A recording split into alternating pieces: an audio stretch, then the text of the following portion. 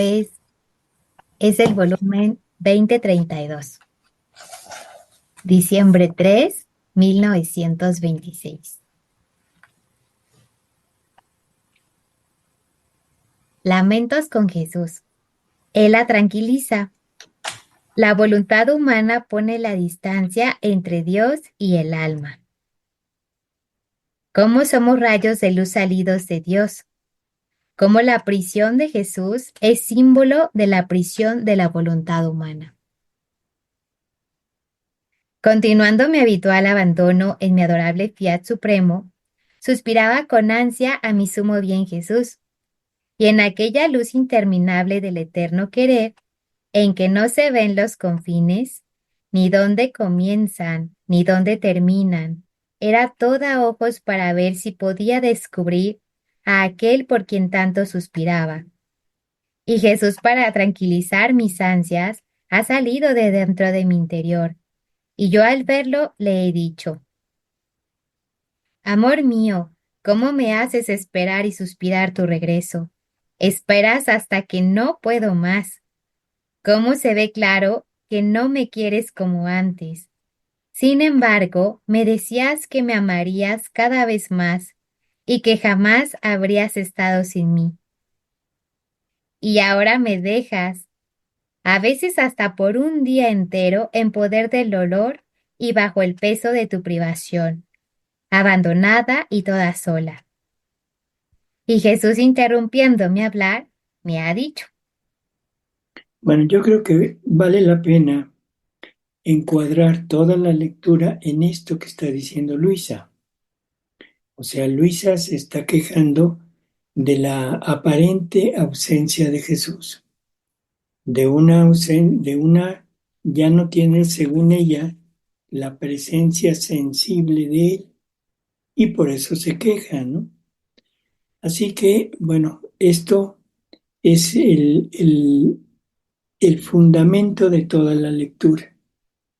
Así que vamos a ver qué es lo que le dice Jesús. Adelante, Mita. Doctor, hija mía, ánimo, no te abatas, yo no te dejo. Tan es verdad que es siempre de dentro de tu interior que salgo para entretenerme contigo. Y si tú no siempre me ves, lo hago para darte el campo, para seguir aquel acto único de mi voluntad, que contiene todos los actos juntos. ¿No ves tú que la luz de mi supremo querer te corre dentro del corazón, de la boca, de los ojos, de las manos, de los pies, de todo tu ser? Y eclipsándome en ti, tú no siempre me ves, porque él, siendo interminable, lo que no es mi misma humanidad, tiene la fuerza de eclipsarme, y yo gozo de este eclipse de mi supremo querer. Y desde dentro de ti misma veo tu vuelo, tus actos en el fiat divino. Si yo me hiciera ver siempre, tú, para entretenerte conmigo y gozar de mi dulce y amable presencia, te ocuparías de mi humanidad, desahogarías tu amor conmigo, como yo contigo, y no tendrías corazón de dejarme para seguir el vuelo de mi voluntad en la creación y en los mismos actos que hizo mi humanidad en la redención. Por eso, para hacerte cumplir la misión a ti confiada, para hacerte más libre, yo estoy en ti como escondido para seguir tus mismos actos en el eterno fiat. A ver si hemos entendido.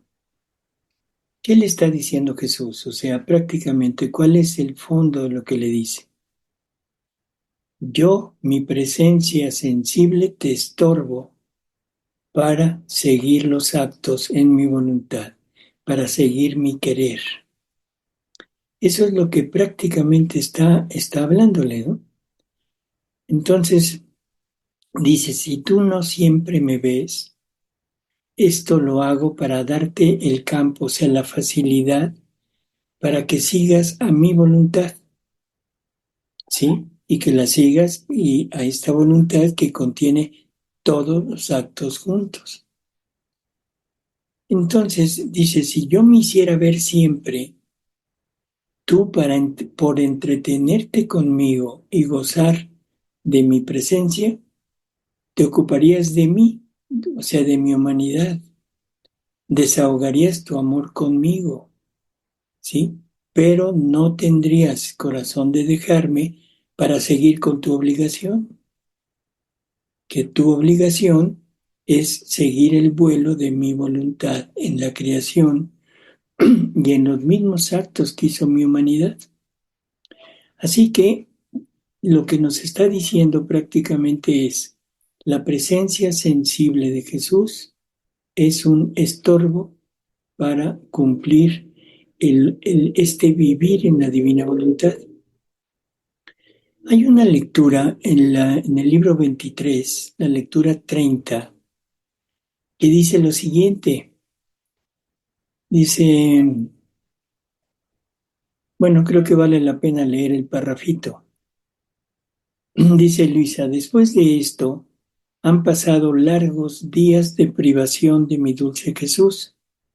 Me sentía torturada y sin fuerzas, que es lo mismo que está diciendo aquí. Y entonces Jesús le dice, pobre hija, ánimo, no te abatas. Es verdad que el martirio de mi privación es terrible, y si yo escondido no te sostuviese, tú no habrías podido quedar viva. Mucho más que aquella que te martiriza es mi voluntad divina, la cual, siendo inmensa y eterna, tu pequeñez siente todo el peso de su inmensidad y se siente triturar bajo de ella. Pero debes saber, hija mía, que es su gran amor por ti, pequeña hija suya, y por eso su luz no quiere solo restaurar tu alma, sino también tu cuerpo.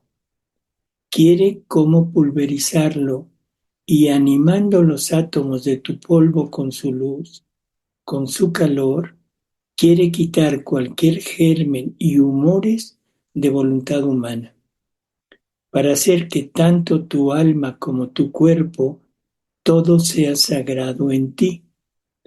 Nada quiere tolerar, ni siquiera un átomo de tu ser que no esté animado y consagrado por mi voluntad. Por eso tu duro martirio no es otra cosa que la consumación de lo que no le pertenece. ¿No sabes tú que la voluntad humana es la profanadora de la criatura? Ella, cuando tiene sus pequeños caminos, los agujeros más pequeños para entrar en la criatura, profana las cosas más santas, las más inocentes.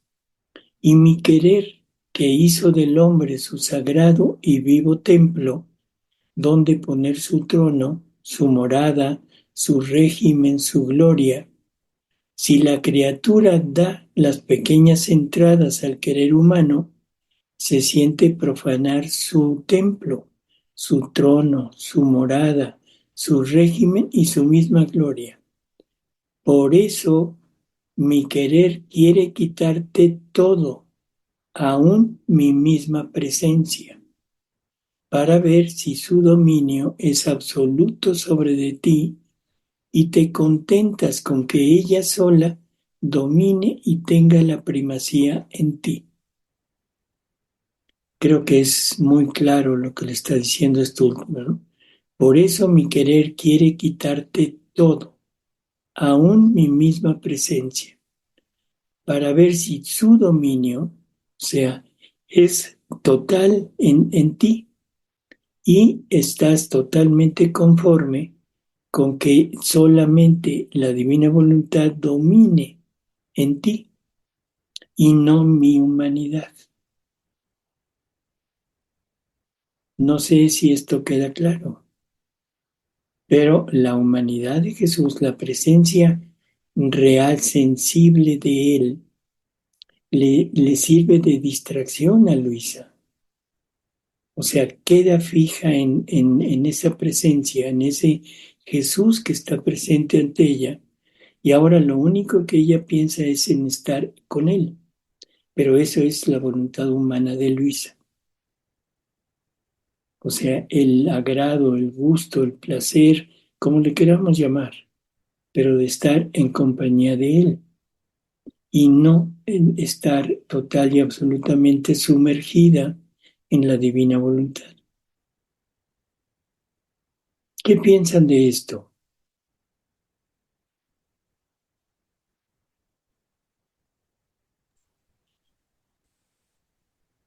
Doctor, A ver, pues, Alex.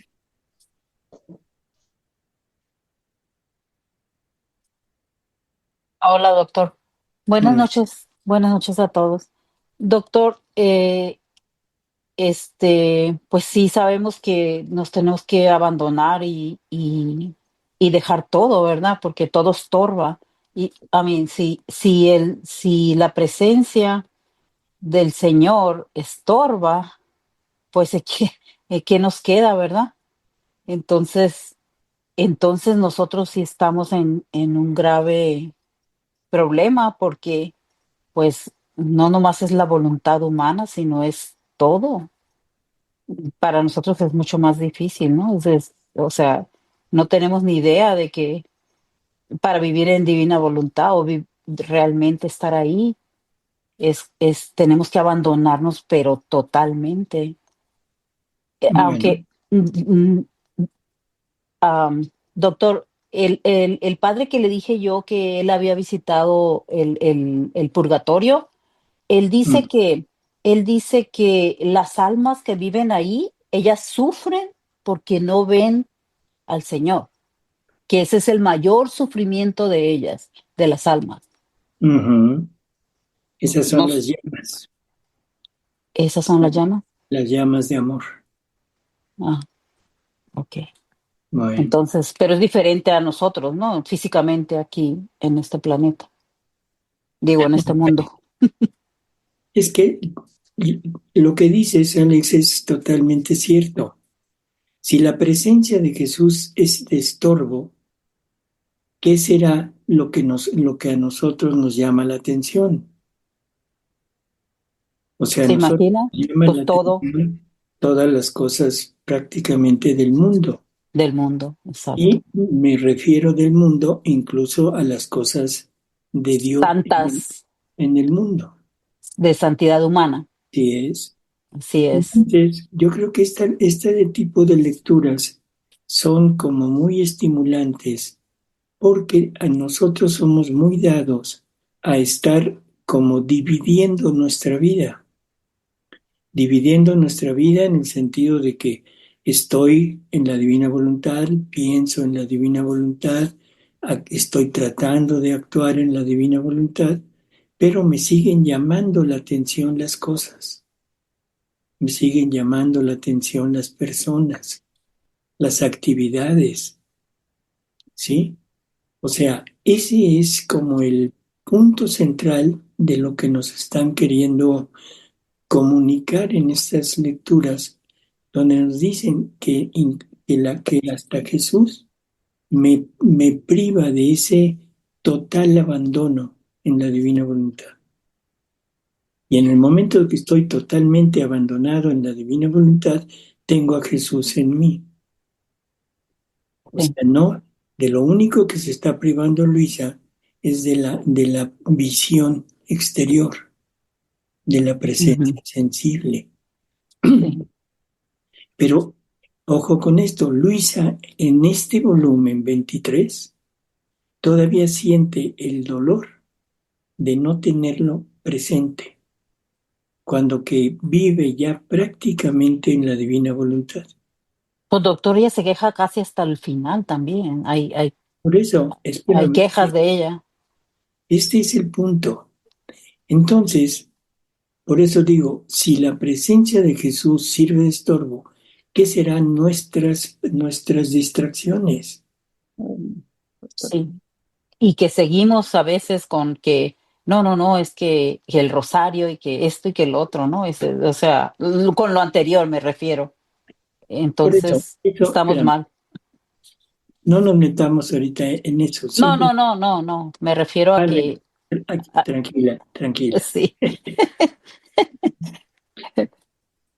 Entonces, lo que debemos hacer es estar total y absolutamente convencidos de lo que nos dice Jesús en alguna lectura por ahí del libro 11 o 12, que el alma que llega a vivir en la divina voluntad, Él la pone en las mismas condiciones en que Él vivió en la tierra, que vivió a medio aire, Ujú. que vivió entre el cielo y la tierra, y que Él quería traer el cielo a la tierra y la tierra al cielo, hacer una sola cosa, que por lo tanto le era indispensable que de la tierra nada más recibiera lo estrictamente necesario, así, lo estrictamente necesario, y que lo mismo debería de ser para las almas que viven en la divina voluntad, porque las pone en sus mismas condiciones.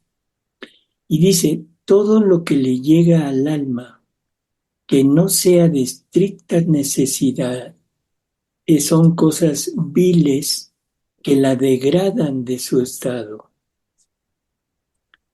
Suena pavoroso lo que estoy diciendo. Bueno, lo que dice Jesús, perdón, no soy yo. Suena pavoroso, pero esa es la triste y feliz realidad. Si no llegamos a este punto, si no llegamos a ese total abandono de no importarnos absolutamente nada, la vida en la divina voluntad no se lleva a cabo. Podemos Sí, hacer actos, sí, pero los actos no son vida. Y Él lo que quiere es vida en cada uno de nosotros. sí, A pues ver, sí. Marita, Buenas noches, doctor. Buenas noches a todos. hola. Yo me quedé pensando, uniendo esta lectura con el programa que tuvo sobre el amor en mundo católico. Y me quedé pensando en la pregunta que usted deja, así que realmente no hemos entendido, no sabemos qué es la vida divina, qué es vivir en la divina voluntad. Y me Ujú, ponía a pensar, uniendo en estas clases de amor que Jesús habla, sobre todo en María Valtorta, como que no hemos llegado a ese amor totalmente espiritual, elevado, para amar solamente a Dios y ver a Dios en todos los demás. Bueno, amarlo a Él en todos los demás. Y que tenemos muchos estorbos. ujú. Nuestra humanidad lamentablemente es como muy frágil, muy distraída y con el vicio de los apegos. Así es. Y nos apegamos a todo, nos apegamos personas, costumbres, cosas, hábitos, en fin. Ese es el problema. Entonces, si se dan cuenta, nosotros también nos privamos de la presencia de Jesús. O sea, nuestro pensamiento nos pone en contacto con Él. Pero cuando de repente estamos fríos, entre comillas, o sea que no sentimos esa presencia, ese estar continuamente pensando en todo esto, entonces nos sentimos mal. Y pensamos y tratamos de decir, bueno, ¿qué me pasa? Quiero regresar a lo mismo, quisiera estar otra vez en el mismo estado. Eso es exactamente lo que le pasa a Luisa. No, no en la profundidad de ella, en el sentido de estar con Jesús, pero en realidad nosotros estamos con Jesús en toda nuestra vida, sí, estando en la divina voluntad.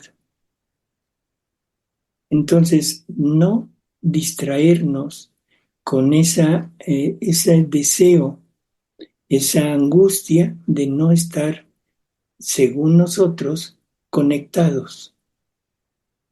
Esas son simplemente estas partes en donde la divina voluntad quiere que nos fundamos totalmente en ella, que nos sumerjamos en ella y ahí estamos seguros de que Jesús está. Y si atendemos a las palabras de Jesús, entonces Él dice que en naturaleza divina, Él es la divina voluntad. Por lo tanto, estamos ¿en dónde? Dentro de Jesús, en Jesús, obrando junto con Él, haciendo lo que Él hace.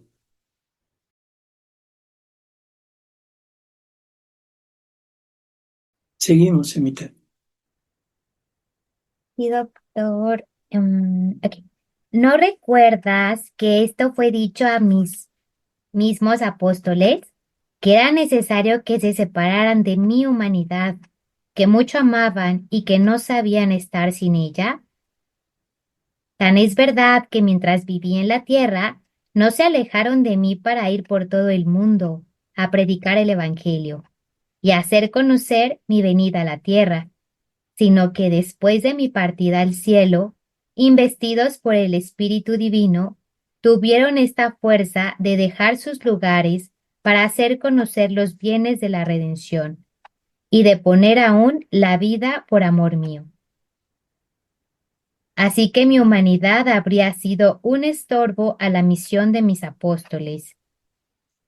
No digo que esto sea necesario contigo, porque entre tú y yo no hay este estorbo, porque el impedimento sucede cuando dos seres son separables, pero cuando dos seres se han compenetrado tanto que uno vive en el otro, el impedimento termina, porque a donde va el uno se encuentra junto el otro.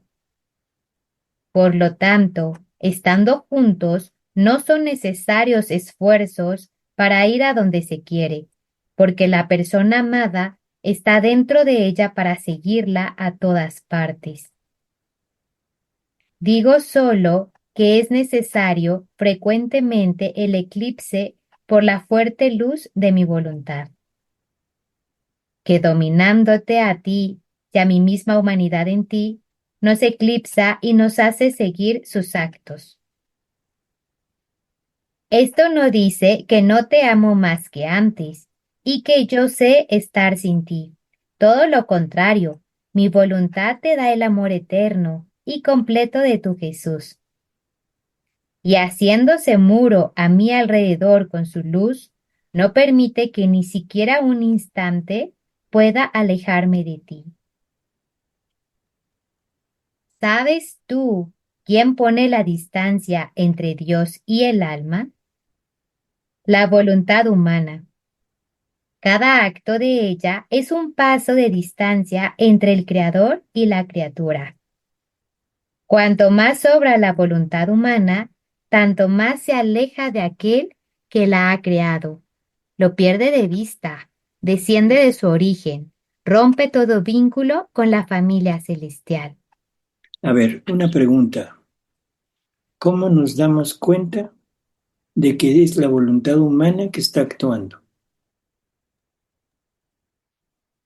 Cuando pierdo la paz,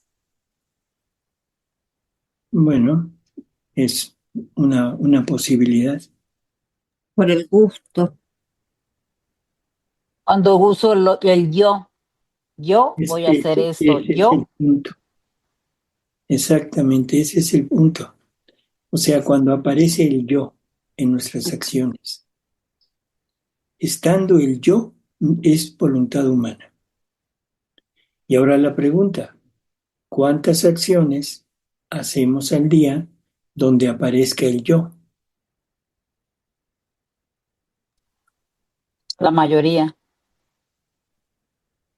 casi No sé, todas, por no decir todas. no sé si estén de acuerdo los demás.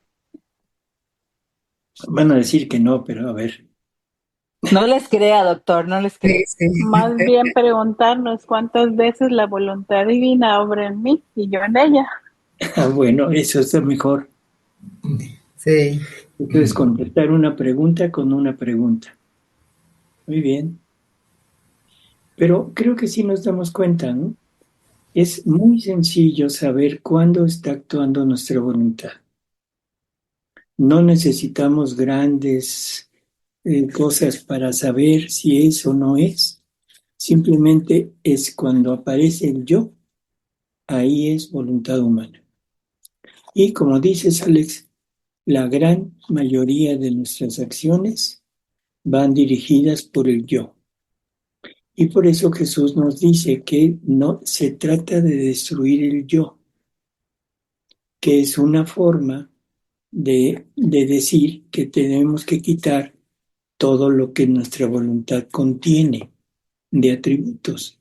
O sea, quédate vacía para que de aquí en adelante sea la divina voluntad quien se mueva a través de tu acto.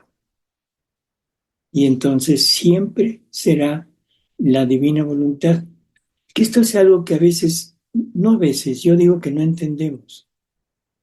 Una de las preguntas que es, no sé, general, es cuando tenemos algún tipo de problema, el que sea familiar, laboral, social, lo que sea, y siempre preguntamos, ¿cómo le hago para este problema desde la divina voluntad?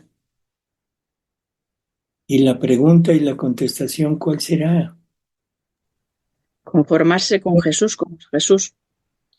Exacto, lo primero es, la divina voluntad no es la lámpara de Aladino, no es sobarla y que aparezca el genio de la divina voluntad y que nos diga, a ver, pide 3 deseos. Se los pedimos y cumplido. No, la divina voluntad es el modo en que debemos vivir cualquier situación que se presente. No es el remedio, es el modo del cómo vivirlo. Por lo tanto, si esto lo pudiéramos integrar en nosotros, el yo desaparece inmediatamente, porque ya siempre será la divina voluntad la que esté tomando las riendas en cualquier situación de nuestra vida.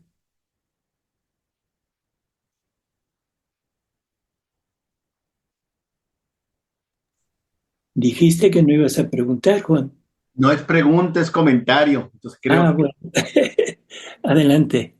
exactamente desde que lo concebí con la pregunta, desde que lo concebí como problema, ya es mi yo.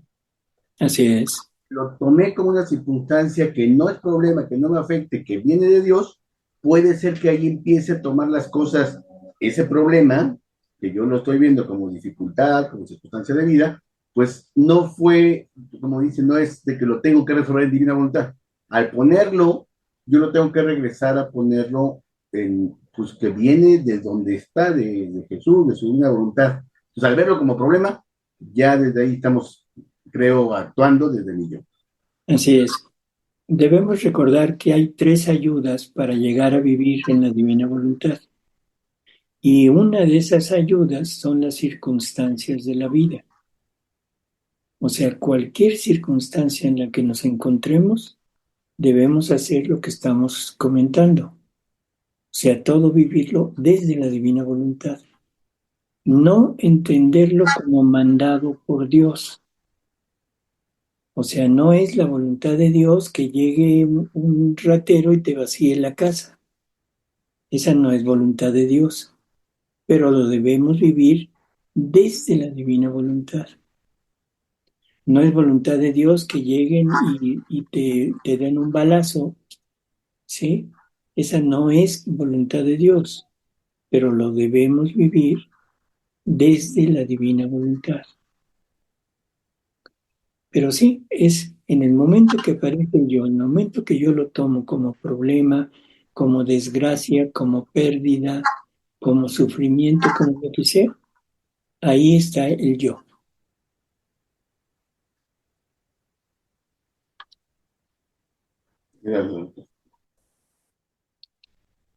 Seguimos, doña Emita. Sí, doctor. Supone un rayo de sol que se pudiera separar del centro de su esfera. Conforme se aleja del sol, así siente perder la luz. Y si se aleja tanto de perder del todo la vista del sol, este rayo pierde toda la luz y se convierte en tinieblas. Este rayo convertido en tinieblas siente en sí un movimiento, una vida, pero no es ya capaz de dar luz, porque no la posee. Así que su movimiento, su vida, solo es capaz de expandir densas tinieblas. Tales son las criaturas, rayos de luz salidos de la esfera del sol de la divinidad. Conforme se alejan de mi voluntad, se vacían de luz, porque a ella era dado conservar la luz en estos rayos, y por eso se convierten en tinieblas.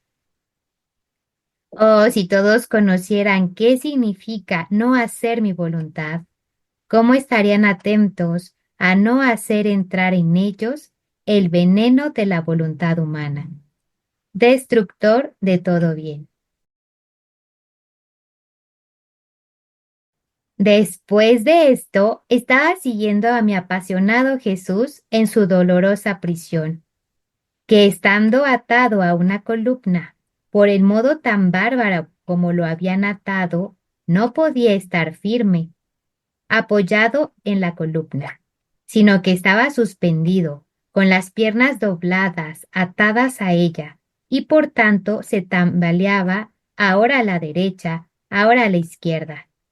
Y yo abrazándome a sus rodillas para hacerlo estar firme, y reordenándole los cabellos todos revueltos que lo cubrían hasta su rostro adorable, no faltándole ni siquiera los salivazos que tanto lo habían ensuciado. Oh, cómo habría querido desatarlo para liberarlo de aquella posición tan dolorosa y humillante.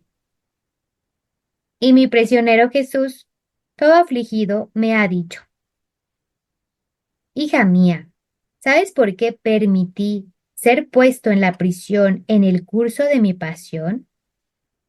Para liberar al hombre de la prisión de la voluntad humana. Mira cómo es horrenda mi prisión. Era un pequeño lugar que servía para encerrar las inmundicias y excrementos de las criaturas. Así que la peste era intolerable. La oscuridad era densa. No me dejaron ni siquiera una pequeña lamparita. Mi posición era desgarradora, ensuciado de salivazos, con los cabellos revueltos, adolorido en todos los miembros, atado, ni siquiera derecho, sino encorvado.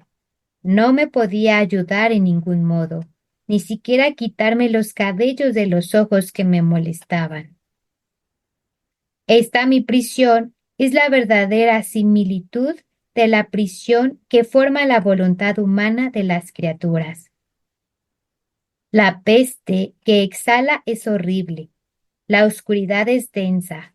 Muchas veces no les queda ni siquiera la pequeña lamparita de la razón. Están siempre inquietas, trastornadas, ensuciadas por pasiones viles. Oh, cómo hay que llorar sobre esta prisión de la voluntad humana.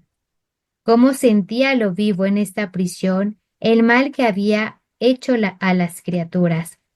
Fue tanto mi dolor que derramé amargas lágrimas y pedí a mi celestial Padre que liberase a las criaturas de esta prisión tan ignominiosa y dolorosa. También tú pide junto conmigo que las criaturas se liberen de su voluntad. A ver, Alex.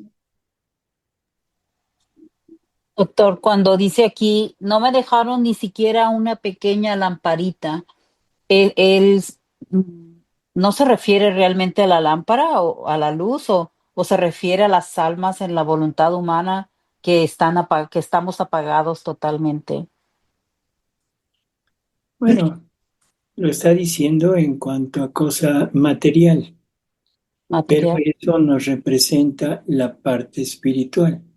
la parte oscura de nosotros, que Ujú. estamos ahí, que Así es. estábamos ahí con él. Y la peste esa, doctor, el planeta, toda la familia humana apestamos. Pues, Llega la peste allá a heaven, arriba, al cielo. depende del desodorante que uses, Alex. Ok, ok. Voy a cambiar mi desodorante, doctor. Gracias. Sí, o sea, vamos a recordar que está hablando de cuando lo arrojan al torrente Cedrón, ¿te acuerdas? Sí, ¿Qué sí. dice? ¿Qué dice de eso? Pues no me acuerdo. ¿Qué es Yo me nuestro acuerdo cuando lo interior? arrojaron. Es nuestro interior. Oh, sí, sí. Somos el torrente Cedrón. Ujú. O Ok, sea que entonces, no es arrojado a ese torrente nada más allá en la pasión, sino prácticamente diríamos que vive en el torrente Cedrón, ¿sí? ¿Por qué? sí. Porque somos prácticamente lo contrario de lo que él quisiera que fuéramos. Y ahí está el punto.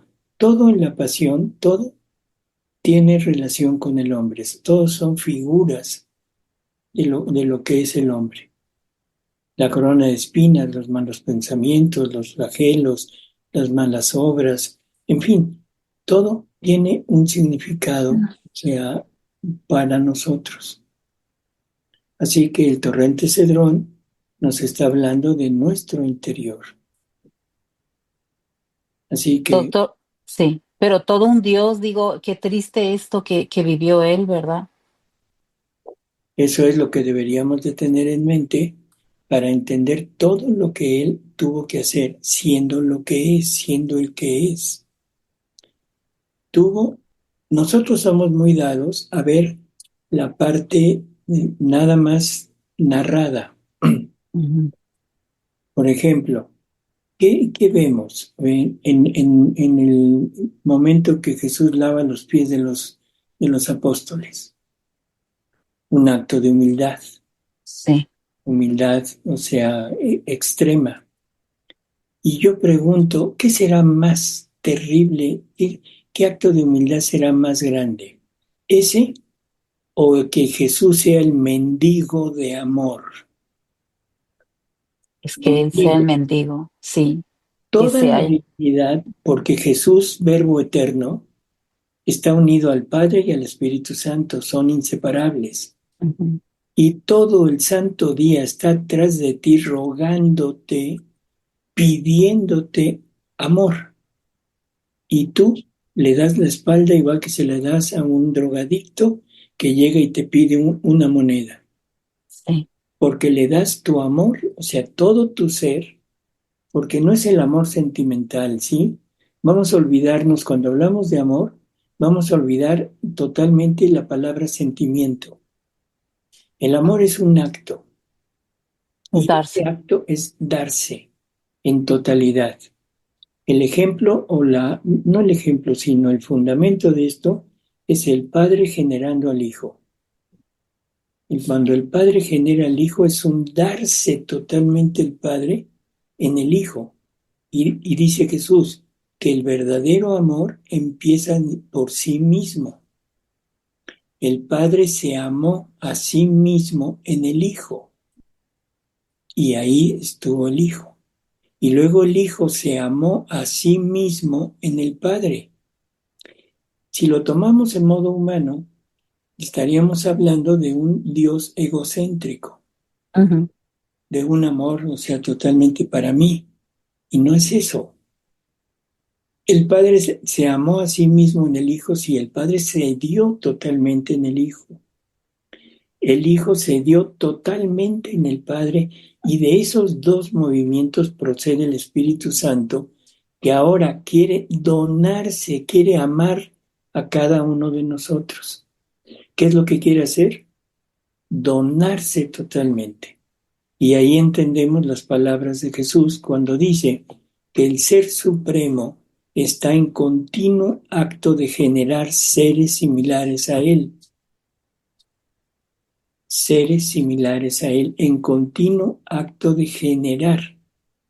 ¿Por qué? Porque se quiere dar en totalidad a cada uno de nosotros. Bueno, entonces, ¿qué será más humillante? ¿Estar en el torrente Cedrón? ¿Estar lavándole los pies a los discípulos donde estamos representados todos, todo. no es a aquellos 12, sino es a toda la familia humana. Ujú. ¿Qué será más humillante? ¿Eso o andar rogándonos un mendigo andrajoso, porque no tiene el vestido del amor, la divinidad andrajosa pidiéndote el amor, y tú dándoselo a todo menos a él, incluso dándote al pecado? Todo El apestoso. amor, el amor es darse, ¿sí?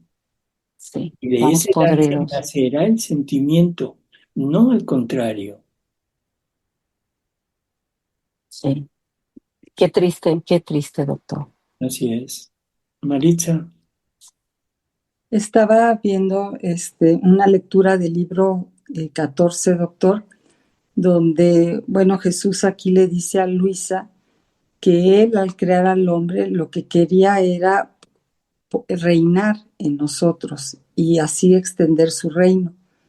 Pero el hombre ingrato, en vez de eso, se erigió él mismo como reino y lo pisoteó, lo hizo a un lado y se llenó pues de miserias, de soberbia, y en vez de dejarlo reinar, pues el hombre reinó en sí mismo.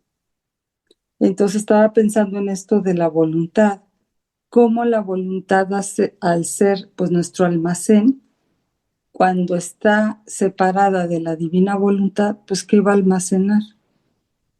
Pues puro estiércol. Pero es podredumbre Sí, nada bueno en podemos ni dar. todos los términos que podamos ver, algo totalmente despreciable. Sí. Así es. Padre, bueno, perdón. Ahorita, Fernando. Damas, padre, ¿qué opina de esto? Miren, estamos entrando a unos temas que nos van a permitir comprender mucho, pero mucho más el aparente abandono de Dios en nuestras vidas, cuando nosotros sentimos lo que Luisita, como que nos abandona de pronto, como que se nos pierde. Entonces, este capítulo, como que podemos hacer empatía con ella, con Luisita. Ujú, Jesús al decir, miren, también con los apóstoles hubo que purificarlos de ese apego a la humanidad de Jesús, sensible. Él mismo lo decía ya en la última cena. Si no me voy, pues no puedo mandarles el espíritu paráclito. ujú, Entonces ellos como, pues, como que no querían, evidentemente. Y después de resucitado, todavía hubo un colchoncito de 40 días de transición en que se les aparecía y se les desaparecía. No podían apropiarse de su humanidad, no podían retenerla, se les desaparecía. Y solamente se les aparecía en momentos muy significativos, como por ejemplo a la hora de la comida, a la hora de la cena, a la hora de partir el pan, para significar con ello que se quedaba entre nosotros, pero de una manera diferente. Y finalmente, cuando sube al cielo, y así lo creemos, ya no lo volvieron a ver, sino hasta que se murieron, ejercitando, incluida la Virgen María, ujú, ejercitando la virtud de la fe. Por eso les dijo, bienaventurados los que sin ver creen. Entonces ya el resto de la vida de los apóstoles hasta que se murieron fue una vida en fe. Tener la vida de ellos escondida con Cristo en Dios. ujú. Esto es justamente lo que le dice San Pablo a los colosenses. Ahorita me permití separar esta lectura. Es Colosenses 3:3. Es muy breve. Miren, dice así, ya moristeis con él y vuestra vida está escondida con Cristo en Dios. Entonces, Cristo vive escondido dentro de nosotros y tenemos que estar perfectamente seguros, ciertos de eso, porque en cuanto nosotros no entendamos eso, pues de pronto pues vamos a andar como que buscando dónde, a ver, dónde se le percibe mejor, allá en Medjugorje, o acá en este monte, o allá en el desierto, o en aquel convento, o en aquel santuario, y ahí andamos, tras las percepciones sensoriales. No es así. Y esto es justo lo que yo creo que Jesús le quiere decir a Luisita, mira, eh, yo estoy como escondido dentro de ti, tengo que salir, ¿verdad? Para seguir explicándote, como diciéndolo así, ¿verdad? Para que Ujú. cumplas la misión a la que te he llamado. Miren, yo veo esto así como que nuestra voluntad humana, imperfecta, verdadero estorbo, es como una gotita de agua frente al mar, la gran divina voluntad. En el momento en que hace contacto la gotita con el mar, desaparece. Entonces eso es lo que tenemos que hacer. Hacer contacto con la divina voluntad de tal suerte que nuestra voluntad humana desaparezca y ya deje de ser un estorbo. Y entonces allí vivimos escondidos en Dios, en su inmensa divina voluntad. Y ya todo lo que hagamos son actos de la divina voluntad y ya no nuestra soberana voluntad. Por ahí lo dice Eso. San Pablo en otra parte. Ya es Cristo el que vive en mí. Yo ya no vivo en mí, es Cristo el que vive en mí. Y no tenía que estarlo viendo sensiblemente. En fe, él tenía la certeza de que era Cristo el que se movía en él. Y esto es lo que yo creo que estamos invitados todos en este capítulo que hemos escuchado, a vivir y a experimentar en fe pura y no andar buscando percepciones extrasensoriales. Así es. Yo quisiera agregar dos cosas, padre, a ver qué le parece. La Sí. gotita que se pone en el mar no desaparece, padre. La gotita se vuelve mar, Ah, muy bien. porque adquiere como agua, como parte del mismo elemento, adquiere las propiedades del mar. Y hay que entender que desde el punto de vista que lo estamos hablando, que el mar está formado por multitud de gotitas. Entonces nuestra voluntad sumergida en el mar se vuelve mar. De acuerdo. Y eso es la divina voluntad. San Pablo decía, ya no soy yo quien vive, es Cristo quien vive en mí, la inhabitación de Cristo. Todos, todos tenemos la presencia de Cristo en nuestra vida. Para unos es sensible, es creíble, como San Pablo, que tenía la seguridad. Para otros es totalmente desconocida. No tienen la menor idea de que sea Cristo viviendo en ellos. Pero nos dice Jesús que el primer movimiento de todas nuestras obras es Él, o sea, el que nos da el impulso, el que nos da el movimiento. Y por eso dice que nos volvemos ladrones al estar usando esos impulsos para usarlos en actos contrarios a lo que Él quisiera hacer. Por lo tanto, la presencia en la divina voluntad es una presencia obrante. La presencia en los santos, en San Pablo y en todos ellos, es una presencia nada más de estar con ellos, fortificándolos, haciéndoles todo, pero no obrando Él. San Pablo nunca pudo decir que hizo un acto divino. Y el alma que vive en la divina voluntad, si la divina voluntad es la que está actuando en el acto de la voluntad humana, ese acto se vuelve divino. Que esa es la gran diferencia, ¿no? entre lo que es la inhabitación con lo que es la parte actuante de la divina voluntad. No sé cómo lo vea. Bueno, sí me recuerda, claro, dicho en otras palabras y siglos antes, de lo que decía San Juan de la Cruz en un libro y en otro y en otro y en otro, que nosotros nos transformamos en Dios por participación. Ujú.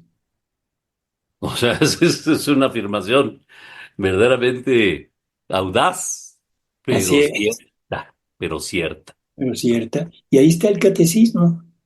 San Atanasio y Santo Tomás de Aquino, que dicen que el Verbo eterno se hizo hombre para ser dioses a los hombres. Así, puntual, en el 460, si lo quieren consultar. ¿Sí? Entonces, todo este tipo de cosas, pero sí es importante entender que nos volvemos Él por don de Él. O sea, no es por mérito nuestro, no es por trabajo de nosotros, sino es por unirnos a ese infinito que es el mar y ahora nos volvemos mar. ¿Sí?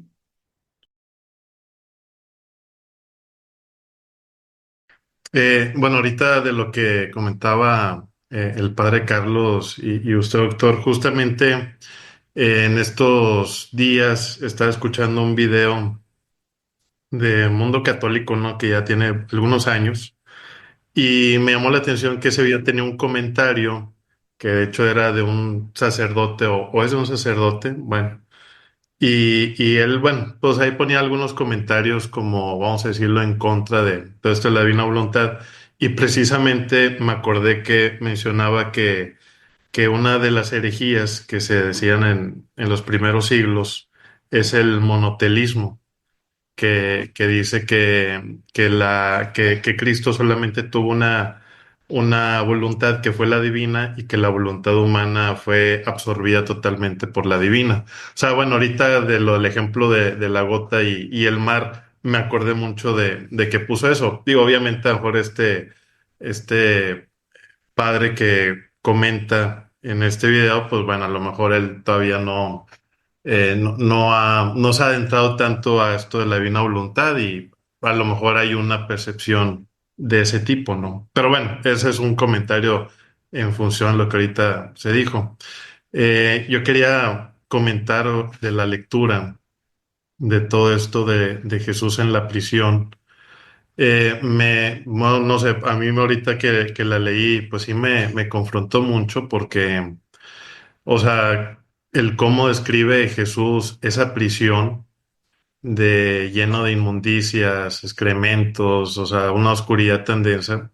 Y él habla que, bueno, pues es toda esta cuestión de la esclavitud nuestra, de la voluntad humana, pero no hace como que una mención puntual específica del pecado. O sea, claro que el pecado es, yo creo que lo peor de la voluntad humana, ¿no? Que puede llegar a realizar, pero no especifica puntualmente el pecado, sino que, pues al final dice la voluntad humana y ahorita lo que compartían, pues cuántos actos no hacemos en nuestra voluntad humana, incluso aquellos que, pues son, pues que a lo mejor no son pecado, ¿verdad? Que no llegan a ser un pecado. Y me quedo pensando, y bueno, ahí la cuestión para que yo pudiera darle esa luz a Jesús, digo, así poniendo mi mente, ¿no? En ese momento en esa oscuridad, darle esa libertad ante quitarle las cadenas y todo, es la cuestión de dejarme como quien dice, envolver en la divina voluntad para que mi voluntad pues pueda también ser de igual manera como la de él. O sea, esa sería la manera en la cual yo le puedo dar a Jesús pues ese alivio, ¿no? Justamente en ese momento, esa es la inquietud que tengo. Bueno, son varias cosas que hay que comentar y voy a empezar por la primera que dijiste, monotelismo. Esa es una terrible equivocación de este sacerdote y de muchos, ¿no? Nuestra voluntad es la que nos individualiza, o sea, es la que nos forma como personas individuales, no como grupo, sino como ser personal. Por lo tanto, si nuestra voluntad desapareciera, si la voluntad humana de Jesús hubiera desaparecido, la humanidad de Jesús creada y nuestra humanidad sería totalmente un muñeco de ventríloco y Dios se hubiera convertido en el ventríloco más prolífero que existe. ¿Y qué papel tan ridículo hubiera hecho Dios? O sea, jugando con un muñeco. Si quiere entablar esa relación de amor, entablarla con un muñeco, tendría que estar diciéndole al muñeco, oye Fernando, te amo, y corriendo a ti para decir, yo también te amo. Eso no es un Dios. Eso es total y absolutamente un engendro de pensamiento, ¿sí? Que fue el monotelismo, que fue esa herejía, sí. Pero ahora en la actualidad entendemos que es una relación de amor entre dos seres, pero dos seres que quieren ser, que Dios quiere que sean a la par, iguales. Entonces, tu voluntad humana no puede desaparecer. Tu voluntad humana lo único que va a hacer es poner el movimiento, nada más. Te tienes que vaciar de todo lo que contiene tu voluntad, o sea, de todas tus miserias y, si es que tienes alguna, de tus virtudes, o sea, de todo, para que ya no actúes con eso, sino que nada más pongas el movimiento y en ese movimiento la divina voluntad llegará y pondrá todos los atributos de ella en ese movimiento. Y entonces son dos voluntades actuando al unísono.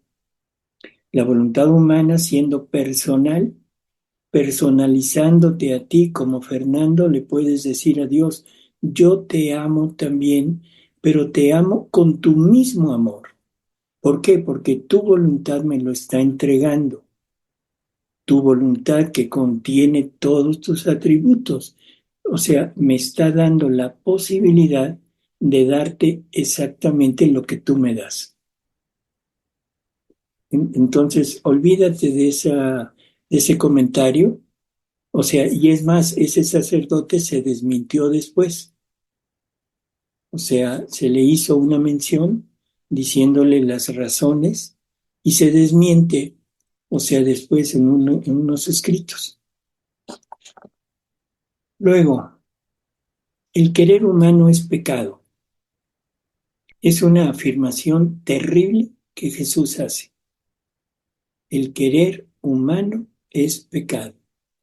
Nosotros consideramos pecado acciones que van en contra, que están desmintiendo o que están en contra de la voluntad de Dios. En cuanto a romper los mandamientos, que es la ley principal, y todo lo que la Iglesia nos da. Entonces, cuando rompemos con eso, es cuando voluntariamente pecamos, según nosotros. Nada más que hemos olvidado cuál es la finalidad de tus actos. Cada acto tuyo debería de haber sido ocupado por la divina voluntad, moviéndose en ese acto y ahí generar una vida divina. Vidas divinas que el Padre sacó de sí desde toda la eternidad para que se movieran en tu acto, que tuvieran vida en tu acto. Por lo tanto, cuando eso no se cumple, estamos faltando a lo que Dios quiso y estamos haciendo lo contrario de lo que Dios hizo, aunque no es mandamiento. Y por eso Jesús dice, el querer humano es pecado. Y Él tuvo que pagar infinitas muertes en su interior para reparar eso, porque cada acto que hemos hecho no unido a la voluntad divina, lo que estás haciendo es darle muerte en ti, en tu acto, a esa vida divina que Dios puso para darle vida a la vida humana. Jesús, para rehacer ese acto, tiene que venir y comprar tu acto malo, lo compra a través del sufrimiento y le da muerte a la voluntad humana, a su voluntad humana, perdón, a esa voluntad humana de Jesús que tomó ese acto como suyo, lo hizo suyo y lo tuvo que matar él ahí para darle vida a la voluntad divina, a la vida divina.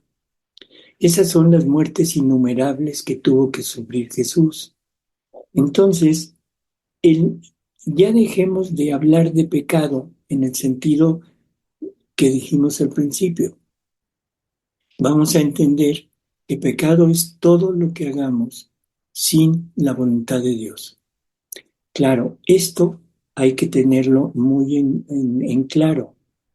No es algo que tengas que ir a confesar porque no lo sabías. ¿De acuerdo? El mundo no lo sabe. Pero de todas maneras, eso le significó a Jesús una muerte, un sufrimiento. Pero ahora que estamos ya entrando en este conocimiento, ahora ya tenemos una noción un poco más perfecta de lo que quiere decir pecado. Ya no es nada más la noción simplista que hay hasta el momento actual. ¿Sí? ¿De acuerdo? Luego, la prisión, terrible prisión la de Jesús, indiscutiblemente, pero también no nos hemos dado cuenta que esa prisión continúa en la Eucaristía. La Eucaristía es una prisión, dicho por él. O sea, su prisión continúa, ¿sí? Y, o sea, él quisiera ser liberado de esa prisión y por eso es que se queja de todas las comuniones y de todo lo que hacemos con él. O sea, en el momento en que él se da a un alma, él quisiera que esa alma lo liberara para poder quedarse en esa criatura y poder vivir en ella, vivir, actuar. Pero ¿qué es lo que encuentra?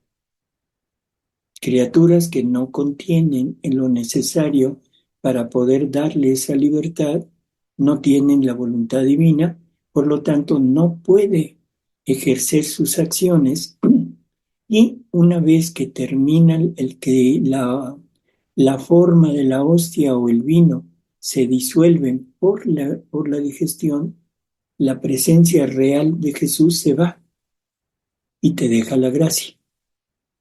Pero la presencia real de Él ya no está. ¿Por qué? Porque no puede seguir haciendo vida en ti. Ahora, si se queja de todo, se queja de las manos impuras que lo tocan, se queja de la falta de respeto, de la falta de atención, de esa parte tan, no sé cómo decirlo, o sea, que no le ponemos el más mínimo respeto cuando nos acercamos a la Eucaristía. La vamos a recibir como si recibieras una galleta. Llegas, te hincas y te pones a cantar. Llegas, te hincas y te pones a pedir. O llegas y no te hincas y te pones a platicar. Y no acabas de recibirlo. El padre termina la misa, te sales y haces tu vida normal. ¿Sabes lo que acabas de recibir? ¿Tienes idea de lo que acabas de recibir? No tenemos ni la menor idea.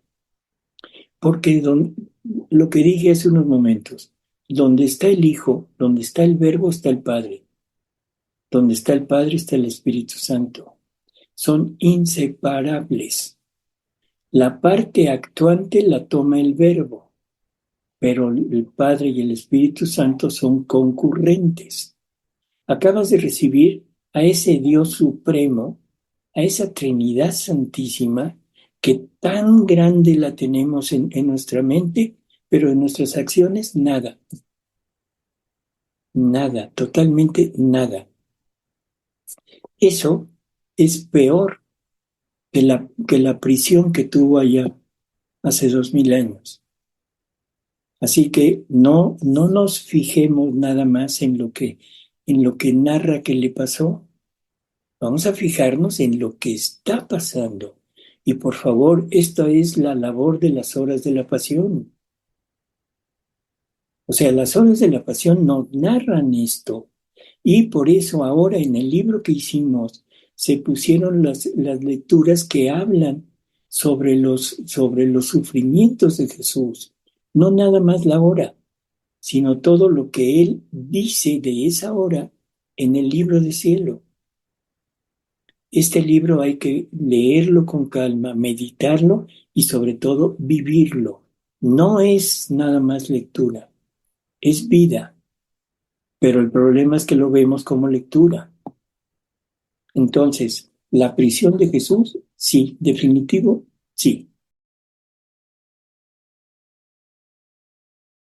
¿Qué decías del amor? Porque nada más me recuerdo que algo dijiste del amor. Bueno, o sea, decía al final que si para que le pudiéramos dar este alivio a Jesús, bueno, ahorita ya con lo que dice me queda más claro esta visión de la prisión, ¿verdad? Pero que bueno, que si para darle este alivio tendríamos nosotros que bueno, no sé si la palabra sea correcta, conformar esta voluntad humana con la suya, o sea, de lo que en alguna ocasión ha comentado y que Jesús menciona de lo de la voluntad que la hace oro, ¿verdad? La hace oro para que Ujú. pues se pueda hacer esta fusión, ¿no? Pero bueno, o sea, por ahí era mi comentario. Sí, o sea, la voluntad humana fue creada como oro, ¿de acuerdo? O sea, es una alegoría para entenderlo. Él dice que su voluntad es de oro purísimo. La voluntad humana fue de oro purísimo porque fue creada por él. Si la ponemos en el Génesis, para ir más o menos relacionándolo con la escritura, recordemos que en el Génesis, en el centro del paraíso, salían unos ríos, ¿sí? Y uno de esos ríos era el Fisón, que era de la tierra del oro purísimo. Bueno, pero salían del centro del paraíso. Y ahora sabemos que el centro del paraíso es el hombre, es la voluntad del hombre. Por lo tanto, la voluntad del hombre fue creada como oro. Y era igualdad de oro purísimo la voluntad de Dios y oro purísimo la voluntad creada del hombre. Entonces, el amor es unir esos dos metales, esos dos materiales, y si son de oro purísimo, los dos forman una sola cosa, que es lo que nos dice el catecismo, que la misión de Cristo es llegar a ser una sola cosa con la criatura. Pero como el hombre desobedece, el hombre tras como una acción de alquimia, transformó el oro de la voluntad humana en fierro y ahora ya no se pueden fundir. Entonces, por eso dice que hay que volver a hacer la voluntad humana, volverla nuevamente oro. Y eso se hace con el sacrificio y con la oración, pero la oración en la divina voluntad. Entonces, eso es lo que va a transformar nuevamente la voluntad humana. ¿Sí? Y ahora, ¿qué es el amor? Lo dijimos hace un momento. Es un darse, no es sentimiento, darse.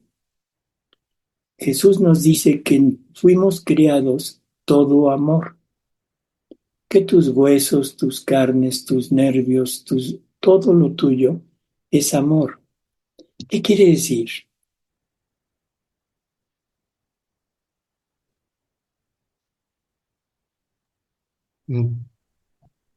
Pues que en todo ello está esta semejanza con Dios, ¿no? O sea, Que que en todo tu ser, debería de estar en un acto continuo de entregarse a Dios. Eso es amor, un darse totalmente. Y si todo lo creó amor, deberíamos de estar todo, mis intestinos, mis músculos, mis huesos, todo lo mío debería estar en un acto continuo de entrega. Ese es el amor que Dios quiere, no el amor sentimental, ¿sí? No el enamoramiento, que eso es lo que hemos tenido. No, quiere una entrega total. ahorita que, digo, ya así, último comentario de lo que estaba diciendo de los órganos del cuerpo, fue algo que también me llamó la atención, más que no recuerdo si era de esta lectura del libro 20 o de la otra del 23, pero hay una parte que ahorita encontrarla que incluso habla, que dice Jesús del cuerpo. O sea, porque a veces pensamos que esta de la divina voluntad abarca pues en toda la parte del alma, ¿no? Del alma, lo espiritual, pero ahorita sí leí en esta lectura que también hablaba del cuerpo. Entonces dije, bueno, pues ya estamos hablando de cosas materiales como para que Ujú. la divinidad pues se plasme también en lo material y bueno, ahorita ya lo ha respondido. Jesús nos dice que si hubiéramos sido puro espíritu, poco le podríamos dar y que por eso nos dio un cuerpo, porque a través de las acciones del cuerpo le podemos dar más. O sea, ahora somos no solo espíritu, que es el alma, sino también el cuerpo, que es materia. Y a través de los actos espirituales y materiales le podemos dar todo lo que Él quiere. Y otra de las cosas curiosas, Jesús tuvo que pagar por cada acto, tuvo que pagar con un sufrimiento. Y cuando Él dice que Él tuvo que sufrir, que el amor divino, que es el verdugo de Él, el verdugo que estuvo desde el momento de la encarnación hasta el momento de su muerte, que le dio esas dos pasiones en su interior, la pasión del amor y la pasión del pecado, lo hizo sufrir hasta en las más íntimas fibras, en las más íntimas fibras. ¿Qué entiendes por eso? ¿Qué se entiende por eso? En todo tu cuerpo. Tuvo que pagar por las acciones de tu cuerpo, de tus músculos, de tus nervios, de tu estómago, de tu riñón, de todo lo que tú eres, que nunca estuvo dado a Dios. Jesús tuvo que sufrir hasta en las más íntimas fibras. Así que cuando hablemos de amor, vamos a olvidarnos del enamoramiento humano, que es la peor tontería que hemos podido inventar, y vamos a entender que el amor es un darse, darse, que si esto lo lleváramos aún en lo humano, no habría divorcios, no habría ninguna acción en contra del prójimo, porque estaríamos dándonos totalmente al prójimo. Perdón, pero ya me Gracias, doctor. excité, me excité. Bueno, y se nos fue el tiempo. Se nos fue el tiempo y bueno, la siguiente lectura será la semana que entra. ¿Qué piensan de todo esto? Ahora, no sé qué les pasó, como se les dice a los niños, ¿qué te comió el ratón la lengua? Yo estoy anonadada, o sea, gracias Dios por todo esto. Gracias, de verdad. Bueno, vamos a ver qué dice Alex. Doctor, pues yo pienso que, como dice usted, que Él nos dio todo y nos hizo de amor. Él desde antes de hacernos, pues ya nos dio la posibilidad de ser como Él, pero entonces lo tenemos todo y no lo sabemos. Bueno, o no lo sabíamos, que tenemos todo para ser realmente los hijos, parecernos al Padre, a nuestro Padre y regresar a Él. Ahora que nosotros sí lo sabemos, pues tenemos que trabajar, doctor. Así es. A ver, padre. Nada más quería yo aclarar un poquito la afirmación tajante que usted hizo en contra del enamoramiento. No, Mire, nada más, ¿verdad? O sea, sí entendí el sentido profundo que usted quiso darle, pero nosotros nos enamoramos de Dios. O sea, la palabra enamorarse en el sentido bello y humano y divino es primordial. Viviremos enamorados para siempre en el cielo. Y digamos que el enamoramiento, visto desde una perspectiva antropológica, es una de las grandes pasiones humanas de las cuales habló Santo Tomás de Aquino. Pero es una primera etapa y es una etapa necesaria, es una etapa feliz que se va transformando y de otra manera podríamos enfriarnos y vivir un amor eficiente pero poco apasionado. Y ahí hay que tener cuidado porque entonces nos convertiríamos como esos seres del planeta del señor Spock, de Vulcano. ¿Se acuerdan ustedes ujú, de ese personaje? Todo era sí, racional, todo era el deber ser, todo era lo correcto. ¿No? Hasta que en una ocasión, en uno de los programas, se le botó la canica y se enamoró, ¿no? Y finalmente regresó a su normalidad. Pero, pues ahí tenemos, ¿no? Los robots que están haciendo de inteligencia artificial y todo, nunca jamás van a poder enamorarse. Este, yo soy hijo de unos papás muy enamorados hasta que se murieron. Mucho tenemos que ver también cómo procesamos esto del enamoramiento. Eh, pero, pues sí, ahí nada más quiero yo eh, limar un poquito la contundencia en que usted mandó al cesto casi casi de la basura ujú. el peor invento que ha habido de eso de enamorarse, ¿no?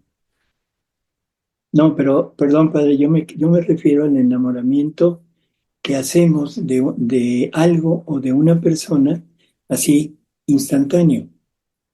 Yo dije al principio que el darnos, el conocer y darnos, o sea, ese amor que desemboca en el sentimiento, o sea, el sentimiento. ¿Quién llega a amar a Jesús?